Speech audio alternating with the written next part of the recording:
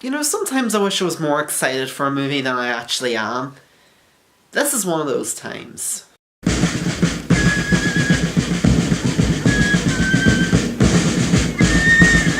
Hi, I'm Danny Quinn, and welcome to the latest episode of First Impressions. On today's episode, I review the highly anticipated and in some areas equally dreaded Justice League, but doesn't improve upon director Zack Snyder's previous additions to the DCEU. The movie is set sometime after the events of Batman v Superman, which the world is coping with the loss of Superman after his confrontation with Doomsday. And the powerful Steppenwolf, played by Ciarán Hinds, senses this is the perfect opportunity to try and take over the world. Now it's up to Bruce Wayne, aka Batman, played by Ben Affleck, and Diana Prince, aka Wonder Woman, played by Gal Gadot, to assemble a team to take on Steppenwolf. But they soon discover that even the might of the Justice League might not be enough. So here we are again.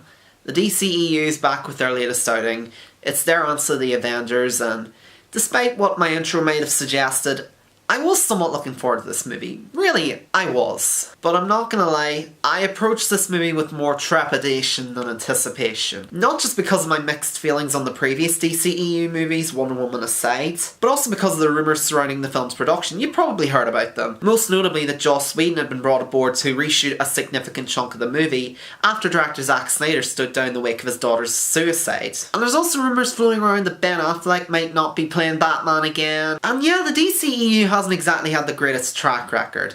Man of Steel was okay, Batman v Superman was a bloated, scattershot and pretentious mess, Suicide Squad was an enjoyable mess, but a mess nevertheless. But Wonder Woman was a fairly big surprise that I really enjoyed. I really liked that film, and my opinion on it hasn't really changed that much since then. It gave me a reason to believe that the DCEU could be a legitimate competitor to Marvel, and it could be a legitimately great franchise. And hell, even with all the production troubles surrounding this film, I was still fairly optimistic. I was hoping that the film would still be good, regardless of its quality and whether Whedon deserves credit or Snyder deserves credit. So what did I think of Justice League overall? It was okay. Not that great, but not that terrible either. It wasn't the great big mess that I was expecting it to be, but it's also not as great or as fun as it could have been. But out of all the three films that Snyder has directed in the DCEU, I would say this is probably my favourite. For one, I found this movie to be far more fun and enjoyable than Snyder's previous DCEU movies. It's a lot less dour, it's a lot less bloated, it's a lot less portentous. I know some people prefer the darker and more dour take of Snyder's DC movies, and I don't necessarily mind superhero movies being dark and super serious, but considering the massive stick up its ass Batman v Superman had, I'm just glad to see that Justice League is any fun at all. And the casts are overall very solid too. Ben Affleck is still very good as Batman, even if I did prefer his performance in Batman v Superman, and he does come across as a little bit bored here. Gal Gadot, who was again one of the best things about Batman v Superman, she's still very solid here. Not quite as good as she was in Wonder Woman, as her line delivery can still be a little bit stilted at times, but still good overall. Ray Fisher does a fine job as Cyborg.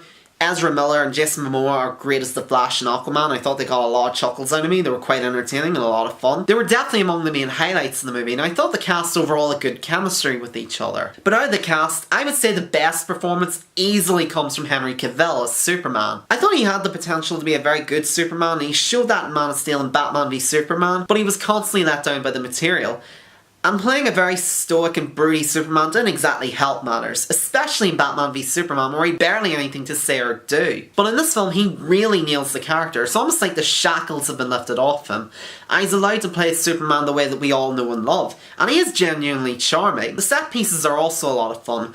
There's some good action, some good humour that is enjoyable to watch. And if you're one of those people that dislike the rather reckless attitude that Superman showed in Man of Steel, where he was just beating up Kryptonians left, right and centre with very little regard for civilians or casualties, there's none of that here. In fact, there's an amusing running joke involving the Flash having to go for a walk, which is code for save anyone caught in the crossfire of the Justice League's battles. I thought that kind of humour worked very well, and I also like a lot of the character interactions. You can definitely see a lot of Whedon's touches here. A lot of the snappy dialogue and banter and back and forth interactions with each other definitely brings to mind the Avengers, and I think it does hit more than it misses. And say what you want about Zack Snyder's work as a filmmaker, I think he is a very good visual director, and that still is on display in Justice League. There's some nice shots and shot compositions and some effective use of slow motion and style in the action scenes, as well as a couple of cool little background details. It's a very good looking movie, and I know a lot of people have criticised the visual effects work, but if I'm being honest, outside of a few shots of Superman and the moustache removal, I actually didn't think the visual effects work in the film was that bad. I've seen better, don't get me wrong, but I've also seen worse. Hell, if I'm being honest, I think I've seen worse CGI work in the DCEU. But unfortunately, I do have quite a few problems with this film. For one, Steppenwolf is honestly a pretty lame villain. He looks the part, and Ciarán Hinds does give a pretty good performance, even if it seems like he's just doing an Ultron impression half the time. But as a villain, his motivations are vague and generic, and the motion capture work done on him isn't exactly the best in the world. And even though he's set up as this gigantic menace to the world that has to be stopped,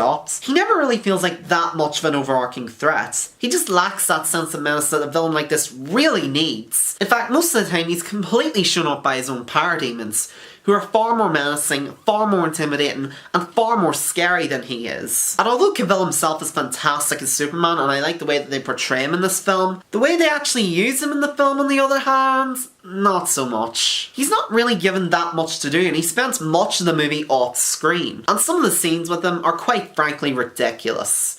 Rumour has it that a lot of his scenes were reshot, and I'm quite inclined to believe that, unfortunately. It really shows. I won't say anything more because the marketing has, weirdly enough, not shown him in any capacity. But either way, I feel like Superman's return and the way he's used in this film is a little bit underwhelming, unfortunately. But the main problem in this film is easily the editing. It's not quite as bad as other movies with troubled productions, but it still sticks out. You probably heard that Snyder left the production of Justice League after his daughter's tragic suicide, while Whedon took over and finished up the movie. And I've also heard rumours that there were extensive reshoots. Rumours that, going by the amount of scenes from the trailer that aren't actually in the film, as well as having just seen the film itself, I'm quite inclined to believe them. And supposedly Warner Brothers also insisted that the movie be 2 hours long, even though Batman v Superman was still very choppy and disjointed even at 2.5 hours long. And unfortunately, because of the much shorter running time, the movie feels very disjointed and rushed. Quite a lot of character development, especially from the likes of Aquaman, The Flash, and Cyborg, just feels like it's sort of glossed over. And I never got the feeling that the Justice League came together as a group in the same way that the Avengers or the Guardians of the Galaxy did, despite the enjoyable banter and good chemistry between them.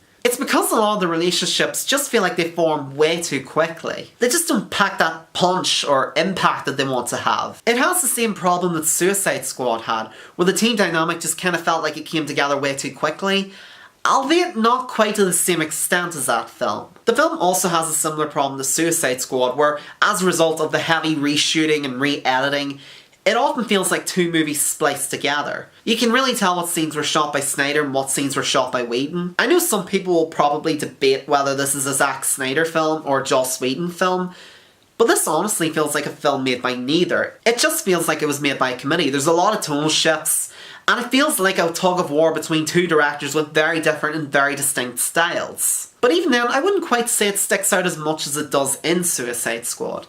In fact, considering all the behind-the-scenes trouble and drama, I'm surprised the movie didn't turn out worse. In short, Justice League has a lot of the same problems that have plagued the DCEU, albeit not quite to the same extent. It's at the very least watchable, and that's the best way to sum it up. Watchable. Even when it does slip back into bad habits, it doesn't quite do it as badly as past DCEU movies did. Its villain is fairly bland and uninspired, but not Enchantress levels of awful or Jesse Eisenberg's Lex Luthor levels of cringeworthy. It's a little bloated and choppy, but not to the same extent that Batman v Superman was. And the reshoots and editing do stick out like a sore thumb in places, but not to the same level that they do in Suicide Squad. It's an enjoyable movie overall. It has good performances, fun action, and a cast of good chemistry with each other. But it's let down by a bland villain, a rushed pace and narrative, and it often feels like a tug of war between Snyder and Whedon, which results in a very uneven film. Nevertheless, it is still a step in the right direction, and on a scale of 0 to 10, with 0 being irredeemable absolute shits, and 10 being an absolutely flawless masterpiece, I'm gonna give Justice League a 6 out of 10. I could probably watch it again, and I might get the Blu-ray when it comes out, but you have to keep in mind, these are my first impressions of the movie. My opinion could change for the better, or it could change for the worst. And considering I give Batman v Superman a 6 out of 10 when it first came out, only time will tell how my opinion on this movie changes. So Justice League, have you seen it yet? If so, what did you think of it? Did you like it? Did you not like it? What did you like about it? What did you not like about it? Let me know down in the comments below. Thank you for watching, I hope you enjoyed this video. I'll be back soon with videos on Paddington 2, Battle of the Sexes, Better Watch Out, The Disaster Artist, and of course Star Wars The Last Jedi, among several others. But in the meantime, feel free to like the video, leave a comment and subscribe to my channel. If there's anything I can do to improve my presentation, let me know. I can also be found via Facebook, Twitter, email and Instagram. And until next time, I'm Danny Quinn, and I hope you have a pleasant evening.